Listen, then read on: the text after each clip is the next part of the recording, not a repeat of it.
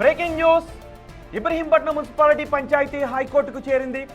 19వ ward councillor ఆకుల యాదగిరిని ఎవరో kidnap చేశారంటూ ఆయన కుమారుడు హైకోర్టులో హెబియస్ కార్పస్ పిటిషన్ దాఖలు చేశారు. దీంతో ఎల్లుండి తమ ముందు యాదగిరిని హాజరుపరచాలి అంటూ పోలీసులకు హైకోర్టు ఆదేశాలు జారీ చేసింది. అప్పటి వరకు చైర్మన్ ఎన్నికపై స్టే విధిస్తూ హైకోర్టు మధ్యంతర ఉత్తర్వులు జారీ చేసింది. అయితే అనూహ్యంగా ఈ రోజు కౌన్సిల్లో ప్రత్యక్షమయ్యారు యాదగిరి.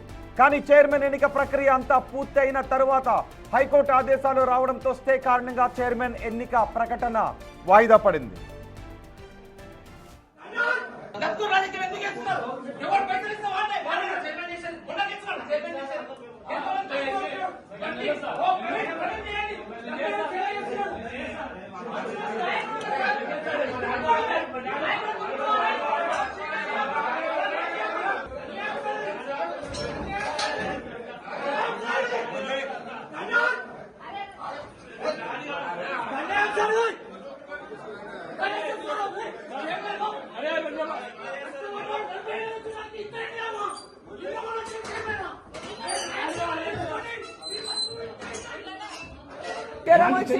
తీసుకొని పోయినా నన్ను ఆయన తీసుకొని నాకు ఫోన్ చేయండి కంప్లైంట్ చేసిన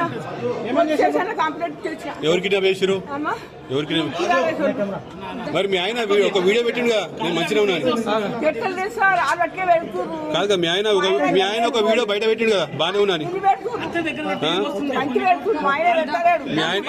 ఫోన్ లేదు మా ఆయన దగ్గర ఏది లేదు ఆయన దగ్గర మనిషి ఆయనకు ముందే అటాక్ ఆయన ఏమన్నా ఆయన అంటే సుధాసిన్ రెడ్డి మొన్న వచ్చినోడాడు మా ఆయన 5 మాటలు గెలిచింది సార్ మా ఆయన 5 మాటలు గెలిచిండు ఆయన మొన్న వచ్చినోడాడు మా ఆయన తీసుకొచ్చింది వ్యక్తి ఆయన జ్వరం వచ్చేమో అనుకునే తీసుకొని